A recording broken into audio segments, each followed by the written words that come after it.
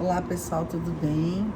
Nós estamos aqui para o 4º capítulo do livro Evolução em Dois Mundos. Se chama Automatismo e Corpo Espiritual. Então nós viemos aqui para falar um pouquinho desse capítulo. Falamos um pouquinho, o anterior foi bem complexo, com palavras um pouco mais difíceis, onde a gente precisou do dicionário. Então agora, esse capítulo, nós vamos começar com o automatismo fisiológico. Eu vou começar a fazer uma leitura, né? Sim. Aí você vai explicando para nós. Por isso que a gente faz junto, a gente divide as complicações. Compreensível salientar que o princípio inteligente, no decurso dos evos, plasmou em seu próprio veículo de exteriorização as conquistas que lhe alicerçariam o crescimento para maiores afirmações nos horizontes evolutivos, dominando as células vivas de natureza física e espiritual, como que empalmando-as a seu próprio serviço, de modo a senhorear possibilidades mais amplas de expansão e progresso.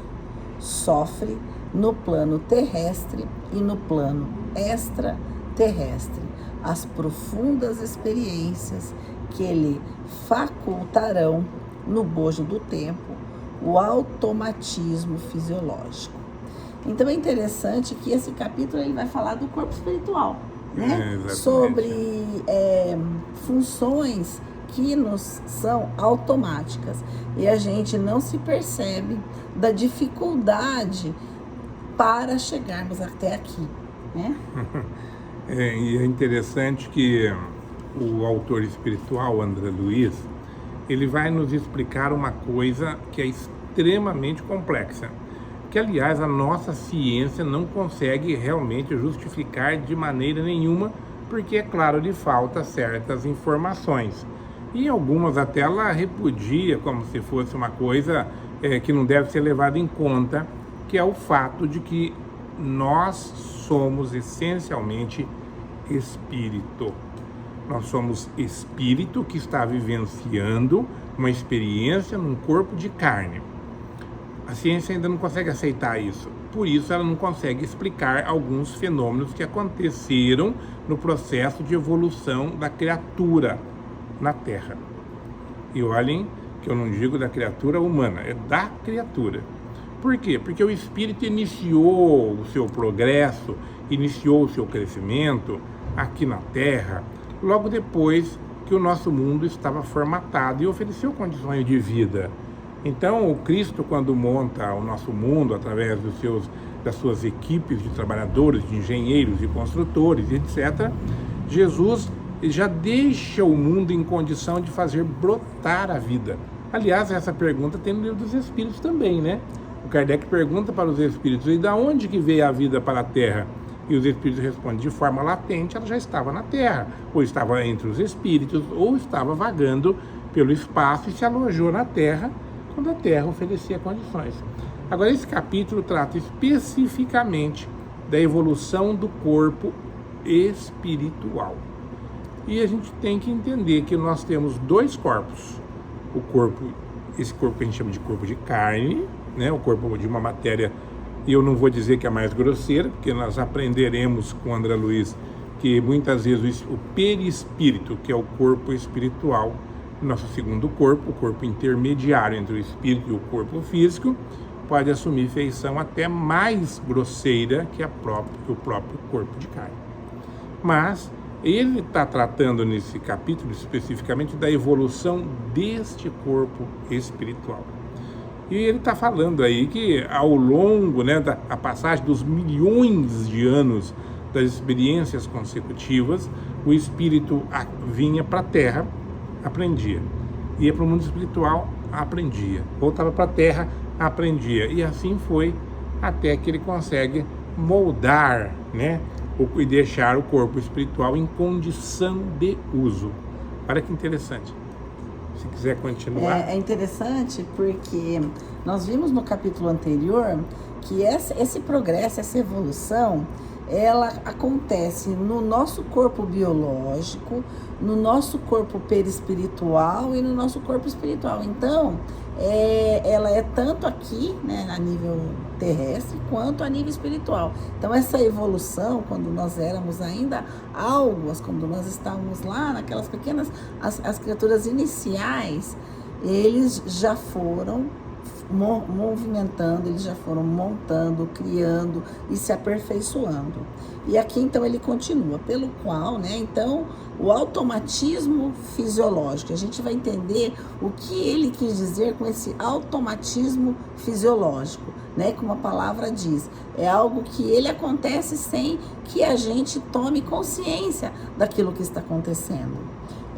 Então ele continua, pelo qual, sem qualquer obstáculo, executa todos os atos primários de manutenção, preservação e renovação da própria vida.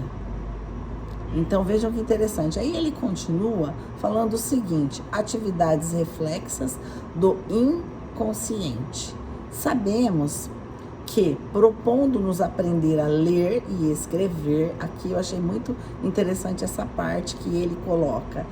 Então, nós aprendemos a ler e a escrever. Antes de tudo, nos consagramos à empresa difícil de assimilação do alfabeto e da escrita, consumindo energia cerebral e coordenando o movimento dos olhos, dos lábios e das mãos, em múltiplas fases de atenção e trabalho, de maneira a superar nossas próprias inibições, para depois conseguirmos ler e escrever mecanicamente. Então, quando ele fala do automatismo, ele vai dizer, então, quando a gente aprende a ler, a escrever, a gente faz isso por exercício, por repetição. Mas o movimento aqui dos olhos, o movimento das mãos, eu estou aqui falando com vocês, estou lendo. Então, esses movimentos não surgiram assim como um passe de mágica. Eles foram sendo paulatinamente alcançados pelo aprimoramento do espírito e da matéria. Né? Exatamente, o que exigiu longas e longas repetições. Até o exemplo claro que você pode prestar atenção. Se você está acostumado a assistir filmes, né, ou séries que aparece a legenda, e você está habituado a ver o filme com a legenda, se você não parar para pensar, você nem percebe que os atores não estão falando na sua língua. Porque você lê tão rapidamente aquelas legendas que passam por ali, e o seu cérebro assimila com tanta rapidez, que você nem percebe que o som a palavra não é dita em português no nosso caso, né? Porque você é muito rápido, mas isso não aconteceu assim, num passe de mágica, nem numa única vida. Isso a gente vem treinando isso há muito tempo, talvez há milhares de anos, né? Há centenas de vidas, com certeza, para aprender esse mecanismo. Então, se imagine se para aprender a ler e escrever nós precisamos de muita e muita repetição, até transformar isso num ato automático. Vamos imaginar quanto tempo que foi necessário para que nós pudéssemos dominar, né, o nosso corpo, dominar as células do nosso corpo, e tanto espiritual como o corpo físico, para que um dia o nosso coração batesse sem que nós pensemos nisso. Quem que pensa? Né? Quem que precisa falar assim, coração bate agora? Coração, dá uma paradinha estômago, aí. faz a digestão. Por favor, estômago, eu vou comer alguma coisinha, você inicia o processo da digestão. Né? Por que nós não precisamos fazer isso? Isso não aconteceu como mágica, isso aconteceu ao longo dos milhares e milhares de anos, né? Certamente foram milhões de anos, o André Luiz até fala em mais de 1 bilhão de anos, nesse processo que o ser levou nessa caminhada até ele ter esse domínio completo, né, do seu corpo espiritual e do seu corpo físico. Então é um conjunto, corpus e espírito, né? Corpo espiritual, corpo físico e espírito. Então ele aprende aqui no corpo, aprende fora do corpo, volta, aprende de novo, né? E vai fazendo com que essas lições sejam absorvidas e um dia sejam automáticas. Interessante. Então, você foi falando, né? A gente fala e a gente usa as mãos para simbolizar, para exemplificar o que a gente está falando. Tanto que uma coisa tão simples para nós hoje, Sim. mas que foi conquistada durante milênios de anos. A gente vai falando, o Geraldo foi explicando com as mãos. Então, a nossa comunicação, né, ou a materialização do pensamento lido ou escrito, e a leitura e a grafia ter-se tornado automático na esfera de nossa atividade mental. Então, para tudo isso, exigiu treinamento, exigiu esse esforço, essa adaptação, para que os nossos membros, né, pudessem acompanhar o nosso pensamento. É muito interessante, né? Isso, uma coisa que a gente nem imagina. E aí ele continua que nessa base incessante de repetição dos atos indispensáveis ao seu próprio desenvolvimento, vestindo-se de matéria densa no plano físico e desnudando-se dela no fenômeno da morte. Então, é o ato de ir e vir, né? A reencarnação, agora como humanos, mas desde o início. Então, é esse ir e vir, a vida surge, ela se finda e ela ressurge novamente. Então, é através do fenômeno da morte, para revestir-se de matéria sutil no plano extrafísico e renascer de novo na crosta da Terra, em inumeráveis estações de aprendizado, das nossas mais diversas formas que nós utilizamos. É que o princípio espiritual incorporou todos os cabedais da inteligência que lhe brilhariam no cérebro do futuro, pelas chamadas atividades reflexas do inconsciente. Eu acho que vale até a gente ressaltar, né? Porque me parece que é tão relevante, a gente não pensa nisso, hein? A gente sempre pensa que quando morre vai pro paraíso, né? A gente vai pro paraíso, a gente dá aquela descansada numa rede pendurada entre duas nuvens. De preferência.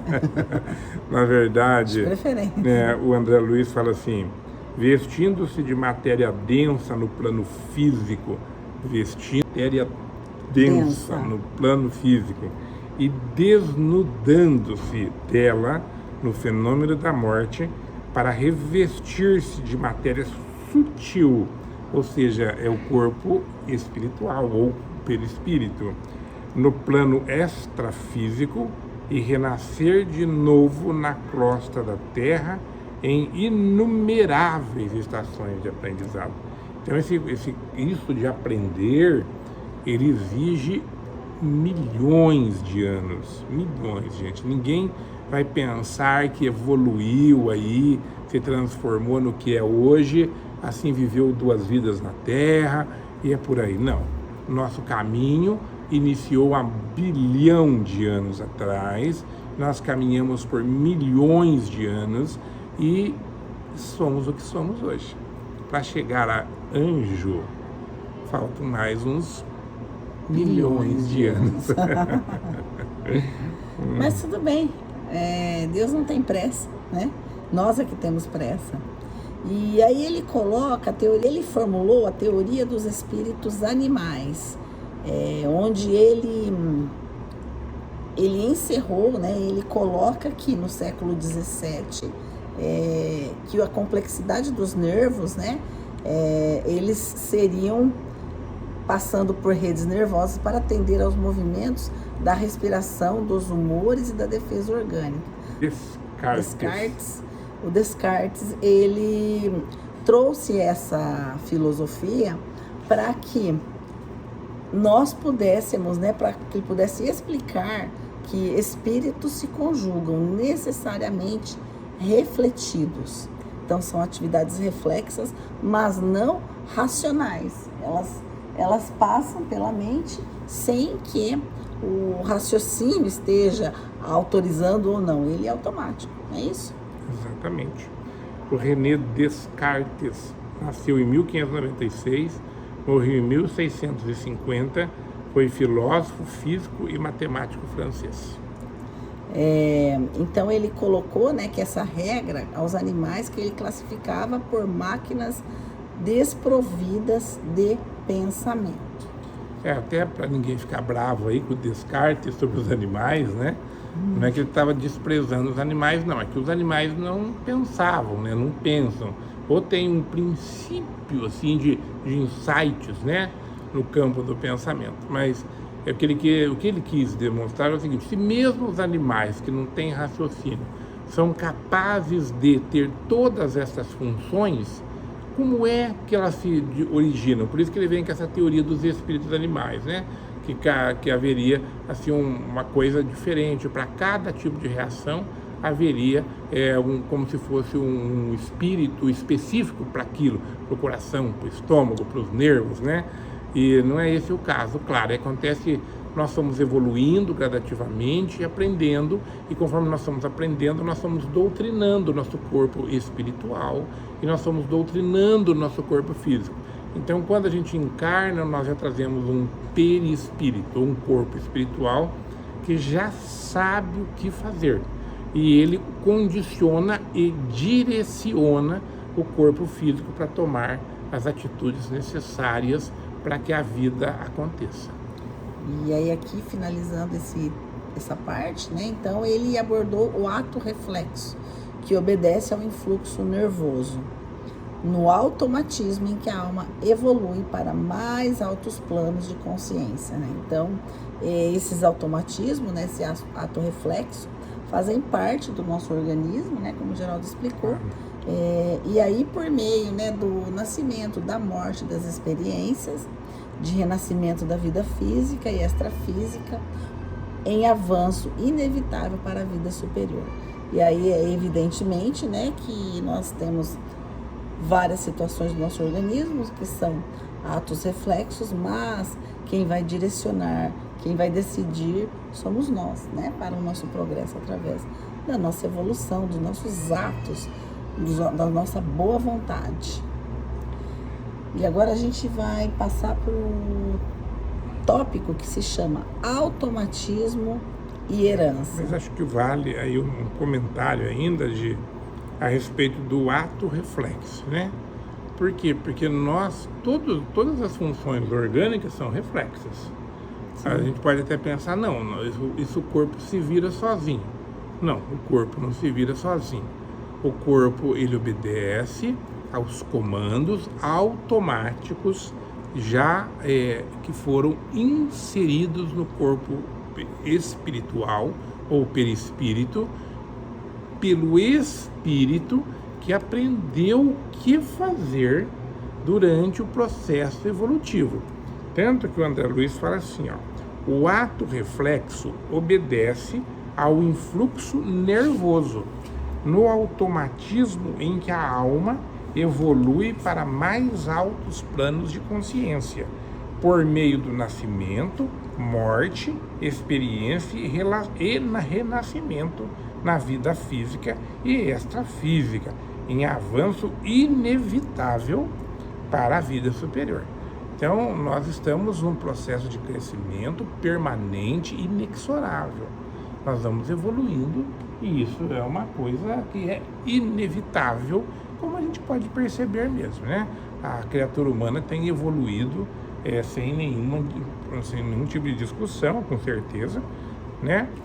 Já há muito tempo, e a gente percebe que a humanidade cada dia está melhor. Hoje nós nos preocupamos com coisas que antigamente ninguém pensaria. As pessoas estão extremamente preocupadas com as pessoas que têm alguma dificuldade para se locomover, para se manifestar, e toda a sociedade quer incluir todo mundo. Isso é um franco, é uma declaração evidente de que a humanidade está melhor, não é mesmo? A tolerância com os costumes, com as diferenças, enfim, significa o quê? Significa que a criatura humana vem evoluindo. Então nós estamos falando nesse momento dessa evolução social, mas a evolução ocorre em todos os setores, né? Inclusive no nosso próprio organismo.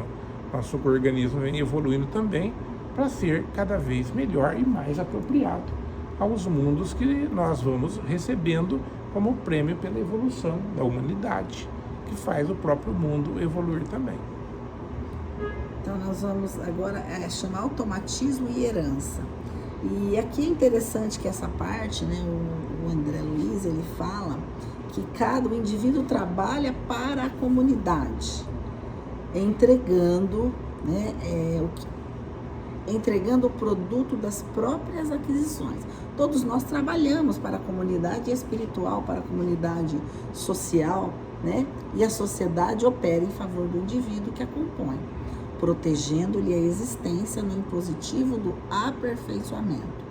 Constante nos reinos menores, o ser inferior serve à espécie a que se ajusta, confiando-lhe maquinalmente o fruto das próprias conquistas, e a espécie labora em benefício dele, amparando-o com todos os valores para ela assimilados, a fim de que a ascensão da vida não sofra qualquer solução de continuidade.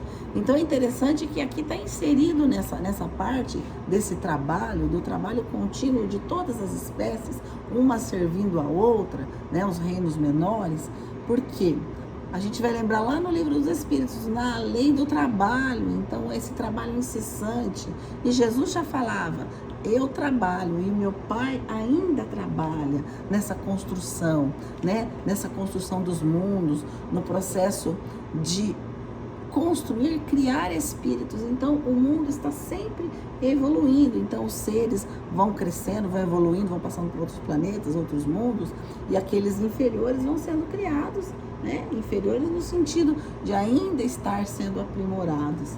É interessante essa questão aqui.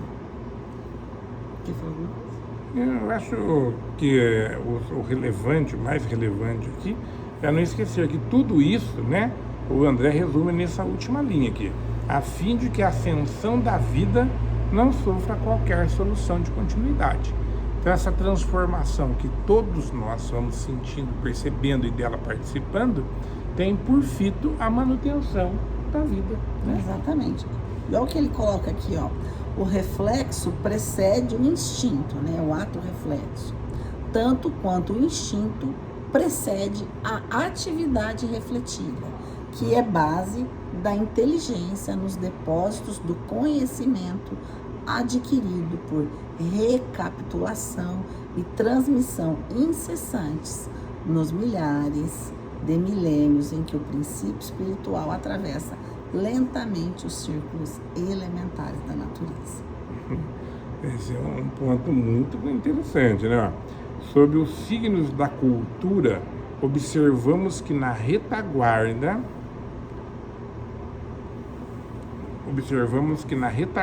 do transformismo, o reflexo precede o instinto. Ou seja, primeiro o ser que estava naquela capacidade de evolução ali, né, nós todos, primeiro nós desenvolvemos reflexos.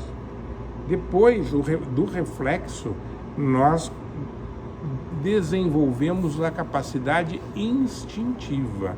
Nós estamos falando, gente, dos primórdios do processo da evolução do princípio inteligente, né? Nós todos sabemos que o espírito é criado simples e ignorante, ou seja, ele vem evoluindo bem devagarinho.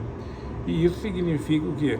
Que primeiro a gente desenvolve reflexos, depois desenvolve instinto, e depois do instinto a gente desenvolve a atividade refletida.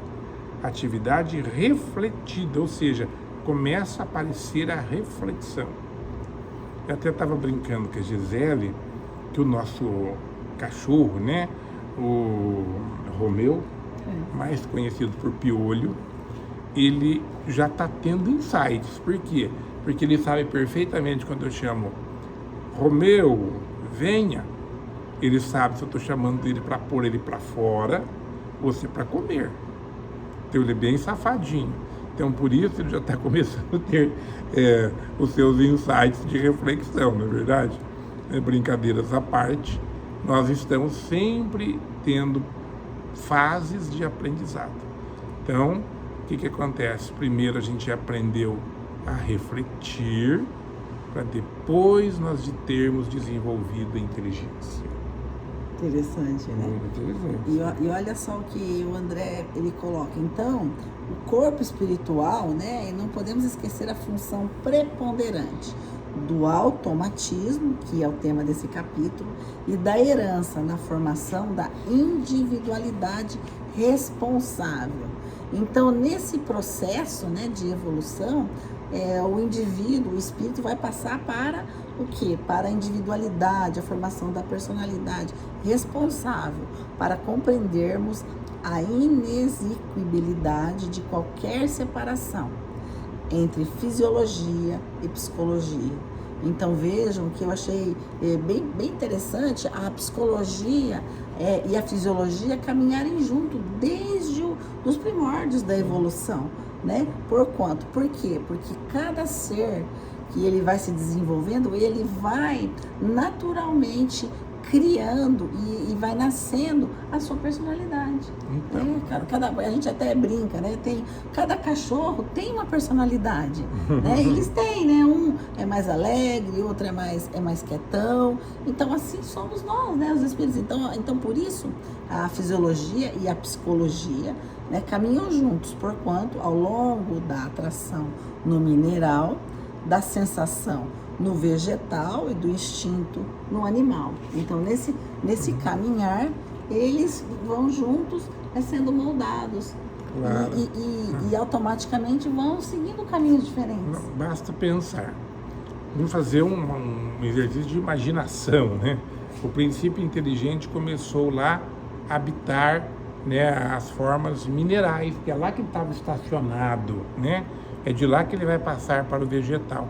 Então, ali, diz o André Luiz, que ali no curso dos milênios, através da recapitulação, que durou muitos milhares de anos, né? Tudo é contado em milhões de anos. Lá, habitando ali os minerais, ele aprendeu a lei da atração. Ele começou a se sentir atraído, né? Nesse estágio, ali que vai desenvolver a atração um pelo outro, né? Depois disso, ele começa a ter a sensação. Depois desse sentido da atração, ele vai ter a sensação, já quando habita os vegetais. Depois disso, vem o instinto, que é desenvolvido nas formas animais. Então, é nesses estágios que a gente vai desenvolvendo atração, sensação e instinto. E depois, é claro, quando a gente começa a habitar os primeiros corpos que darão origem aos homens, né? Aos homens e às mulheres, sem machismo por aqui. As pessoas, né? Então, ali, nesse setor, quando o espírito começa a habitar esses corpos que darão origem, né, aos corpos, a criatura já humanizada, então daí nós vamos ter a crisálida de consciência construindo as suas faculdades, organização, sensibilidade e inteligência, transformando gradativamente toda a atividade nervosa em vida psíquica, porque neste transcorrer, essa crisálida que iniciou lá no mineral, agora na criatura humanizada, né, que um dia será de fato humana, para depois, posteriormente, ser anjo, essa criatura desenvolveu então o raciocínio. Interessante, né? É o raciocínio. Então nós podemos ver que esse processo é muito lento, ele é gradativo, mas ele é certo. E é o início do despertar da consciência.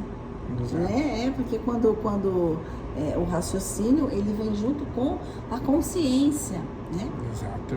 E agora a gente vai num outro tópico desse mesmo capítulo, que se chama Evolução e Princípios Cosmocinéticos. Olha só que título.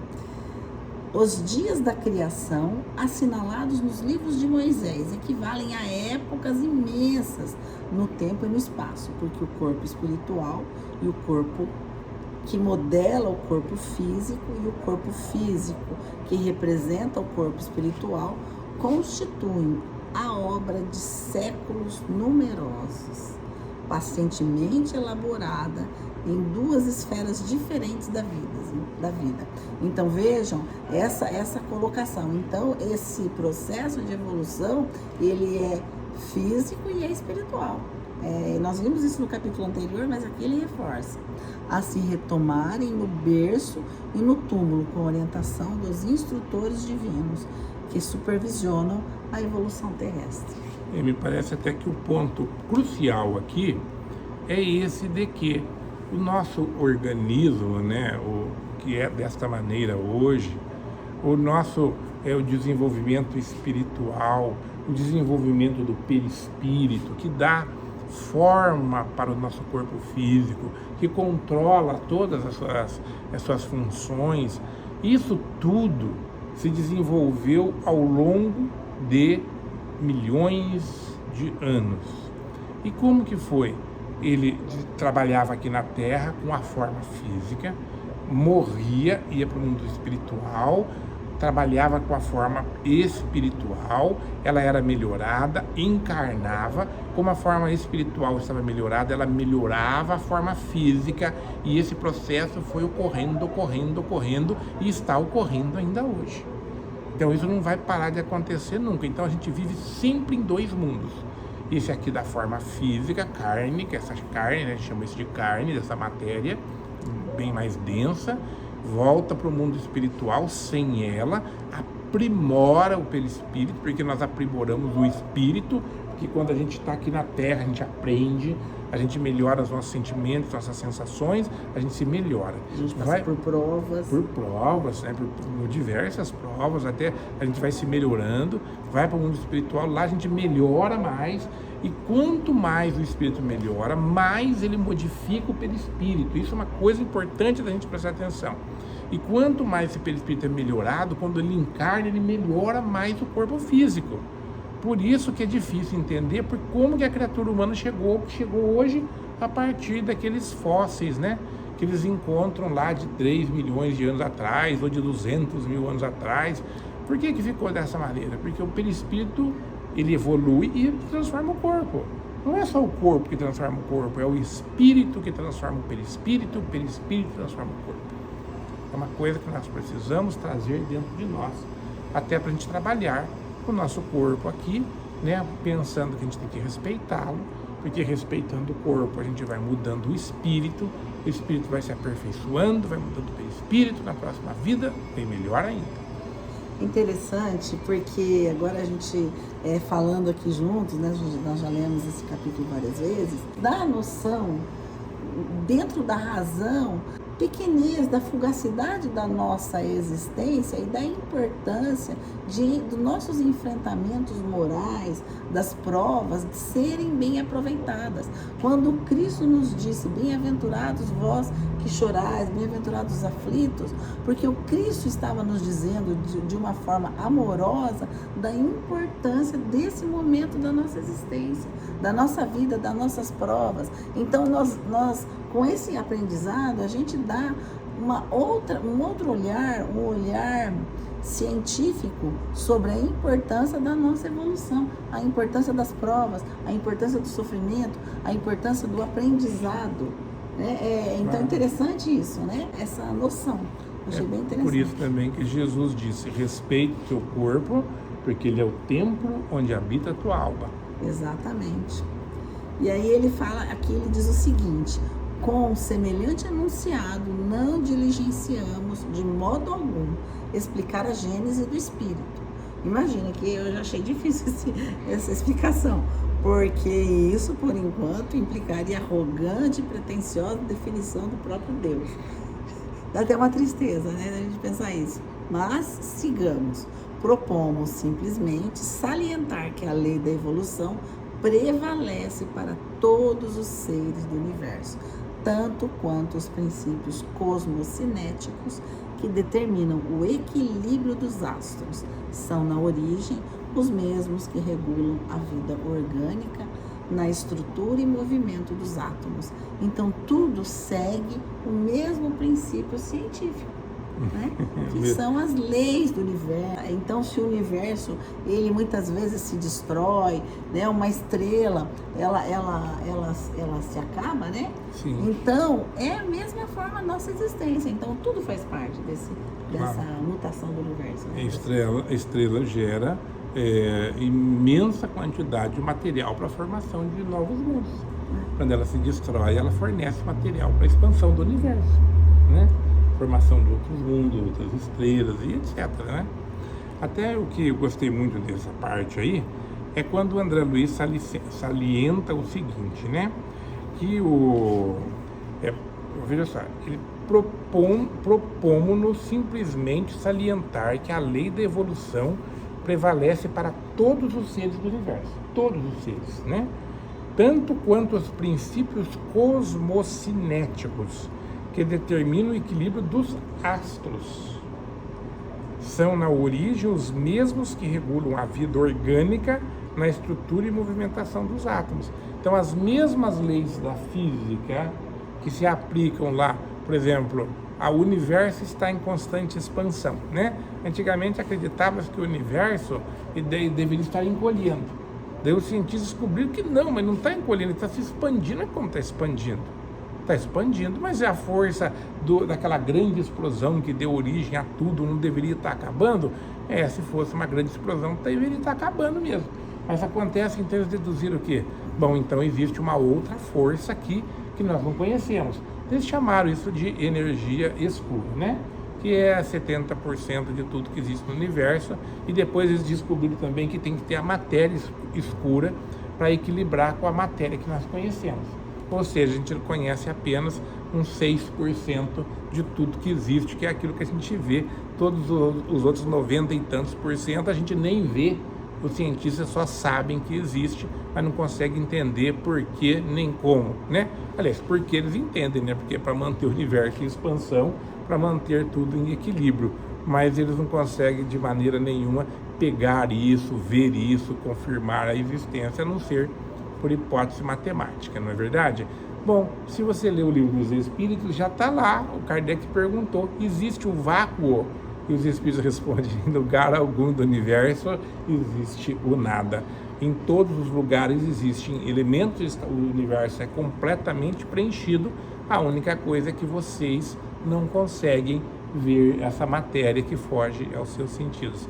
Ou seja, em 1857, os Espíritos já contaram para o Kardec o que a física quântica está descobrindo agora. Deviam ter lido o Livro dos Espíritos, né?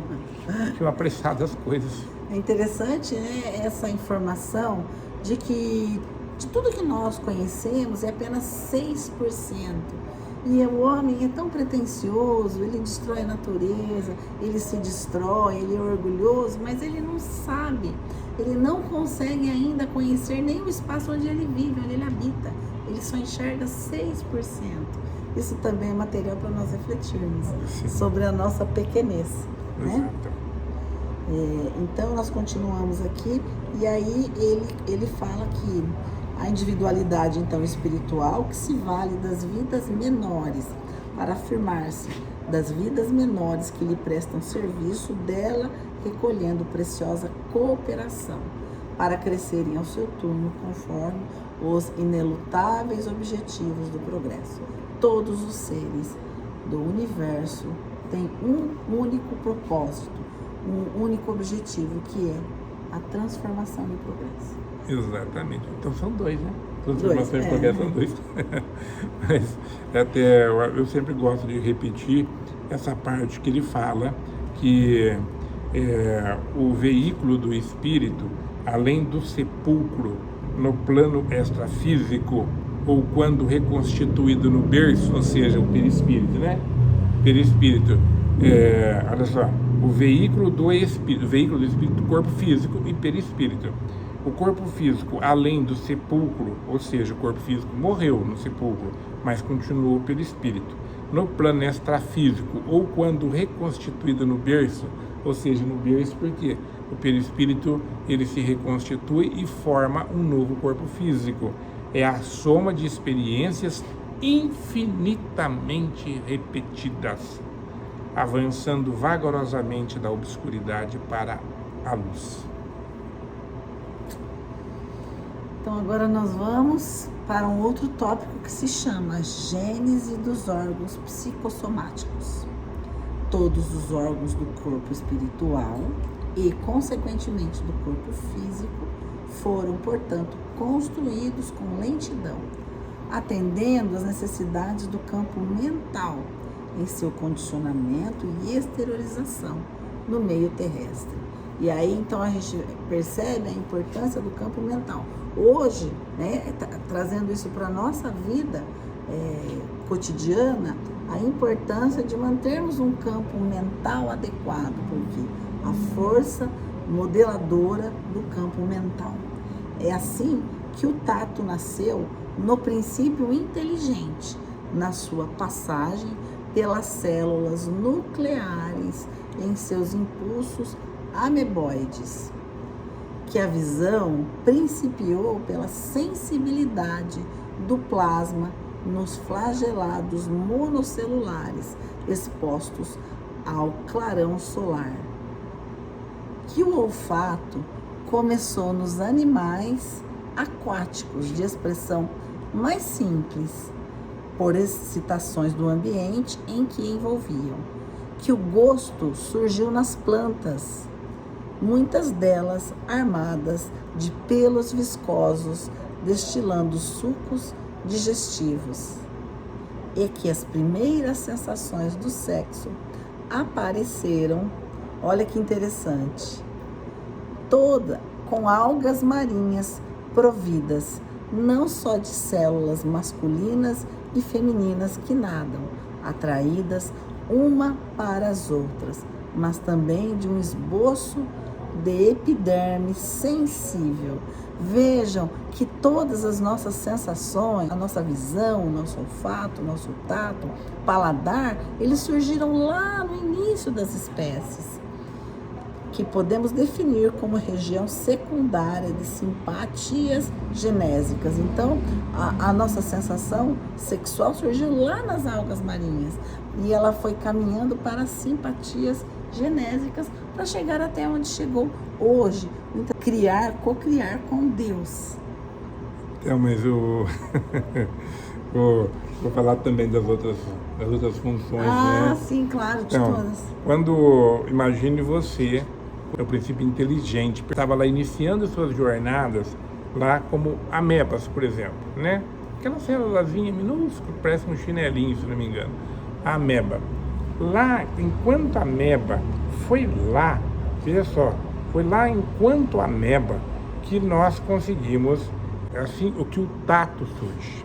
Lá, imagina quantos bilhões de anos atrás, pelo menos 1,5 bilhão de anos atrás, nós, princípio inteligente, estávamos habitando as amebas, né? As célulazinhas que lembram as amebas.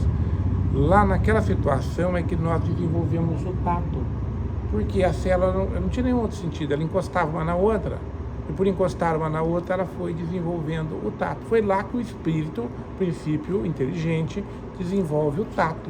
Essas experiências vão se repetir por muitos milhares de anos, e aí vai se incorporar no perispírito ainda surgindo. Imagina o perispiritinho que era aquilo lá, né? Era um perispiritinho. O princípio inteligente. Muito sutil, era uma coisica, né? Mas coisinha de nada, que praticamente tinha poucas funções, que era só dirigir uma célula, e agora estava começando a sentir a presença de outras células, né? Então ali um espírito desenvolve ali a capacidade tátil de tocar na outra pessoa, né? E depois disso, imagina que isso não é simultâneo, é uma coisa de cada vez, porque quem tem que primeiro ter, aí depois disso, quando o princípio inteligente ele vai lá principiou pela sensibilidade do plasma nos flagelados monocelulares expostos ao clarão celular. Então essas mesmas célulazinhas, depois de tantos milhares de anos, que já sabiam encostar uma na outra, elas estão lá expostas ao sol. Elas começam a perceber que tem uma situação de claridade e de escuridão. Começam a perceber isso. Então a sensação de sol certamente a beneficiava de alguma maneira ou prejudicava. Então é isso aí que vai desenvolver, então, no princípio inteligente, a capacidade de ver. Então o espírito não nasce com a capacidade de ver, ele tem que desenvolver isso. E também volta ao mesmo ciclo, milhares e milhares de repetições por milhares e milhares de anos, até que essa atitude reflexa fica no espírito, que sempre vai transferir para o perispiritinho, ainda, né? Passado alguns milhares de anos, quando ele incorpora isso, então, quando ele já está incorporando em animais aquáticos, já são animais, olha como evoluiu, já um perispiritão, já. Ele está incorporando em animais aquáticos, aí ele vai desenvolver o olfato. E o olfato vai começar do zero, do nada, ele ainda não sente cheiro, vai começar percebendo devagarinho, e lá se vão os outros milhares de anos, até que o espírito começa a perceber cheiros. Aí ele passa isso, grava isso no perispírito, e isso então fica automático. Já incorpora mais esse sentido, né? E na situação, então, do gosto. O gosto aqui que é interessante, né? O gosto, ele diz que surgiu lá nas plantas carnívoras. Porque planta que saliva são as plantas carnívoras, que nessa fase da Terra tem uma meia dúzia que eu conheço, né? Não sei se tem mais que isso. Mas lá no início dos tempos devia ter muitas, né? Então essas plantas começam a sentir gosto. E ali que o espírito começa também a desenvolver essa aptidão do paladar, não é? Então o sexo também foi desenvolvido aos poucos e, claro, a função inicial era, com toda certeza, a reprodução, né, através do sexo, que fez com que as criaturas tivessem uma impulsão de qualidade, né? Os corpos melhoraram muito quando passou a ser dois seres se reproduzindo em vez de um único ser se dividindo, porque aumenta a capacidade do ser, que cresce mais, que melhora mais, enfim, a reprodução sexuada, ela é muito vantajosa para a criatura em desenvolvimento. Então dá para a gente perceber isso, que o espírito vai aprendendo aos poucos, vai assimilando aos poucos, vai se desenvolvendo aos poucos, e cada vez ele ganha mais e mais aptidões. E um dia nós teremos outras capacidades que hoje nós não temos. Por exemplo, a mediunidade. A mediunidade está começando a aparecer.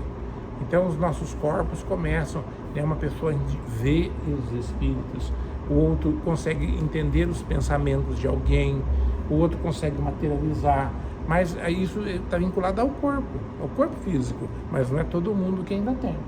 Intuição, tudo são situações que serão desenvolvidas, que chegará um tempo que todas as pessoas farão todas essas coisas simultaneamente, né? Porque isso também vai ser incorporado pelo nosso espírito, que ele vai colocar isso ali no perispírito, vai ser uma atitude reflexa, que ele vai passar para o corpo cada vez que nós encarnarmos. Isso está em desenvolvimento, um dia vai ser assim também. E aí nós passamos para o tópico trabalho da inteligência. Então ele coloca, examinando, pois, o fenômeno da reflexão sistemática, gerando o automatismo, que assinala a inteligência de todas as ações espontâneas do corpo espiritual. Reconhecemos sem dificuldade que a marcha do princípio inteligente para o reino humano e que a viagem da consciência humana para o reino angélico simbolizam a expansão multimilenar da criatura de Deus, que por força da lei divina devem merecer com o trabalho de si mesma a auréola da imortalidade em pleno céu. E a nossa lição termina por aqui. Fica evidente que todos nós caminhamos para o progresso, né? Para a transformação. E essa transformação, tudo que nos acontece na nossa existência, e agora sob o aspecto científico, nós podemos ter a certeza que ele nos transforma em espíritos melhores, que futuramente, quiçá, seremos anjos. Então, antes fomos criaturas tão pequeninas, tão insignificantes, e fomos aperfeiçoando nossas funções, que são hoje automáticas, através do nosso automatismo, mas que hoje nós nos constitui o nosso corpo físico. E certamente no futuro teremos outras funções muito mais espiritualizadas, onde o bem vai ser natural, o amor também uma consequência de todas as relações. Sim. Não é mesmo? Que Jesus, 2000 anos atrás, veio para a Terra para nos dizer, para nos amarmos como Ele nos tinha amado. Não foi isso que Ele falou? Eis que vou lhes deixar uma nova lição. Amai-vos como eu vos amei. E não amai-vos uns aos outros, né? Mas amai-vos uns aos outros como eu vos amei. Até o Marcos Rossini que deixou isso muito claro na última palestra dele, que eu nunca tinha entendido. Então um dia nós vamos amar como Jesus nos amou. Isso a gente não consegue fazer isso hoje. Nós podemos até, de vez em quando, a gente conta uma mentirinha para nós mesmos e falando que nós estamos amando todo mundo, né? Conversa, fere, nós ficamos magoados, nós sentimos, nós nos machucamos, né? E às vezes até queremos revidar, né? Agora, Jesus, vocês lembram, né? Jesus foi condenado, Jesus foi açoitado, Jesus foi cuspido e ele foi crucificado e ele fala assim, Senhor, perdoa essa... Então, o fato é isso. E por isso, isso é amar. Amar como Jesus nos amou é compreender e aceitar a todos. Essa função nós vamos desenvolver ainda.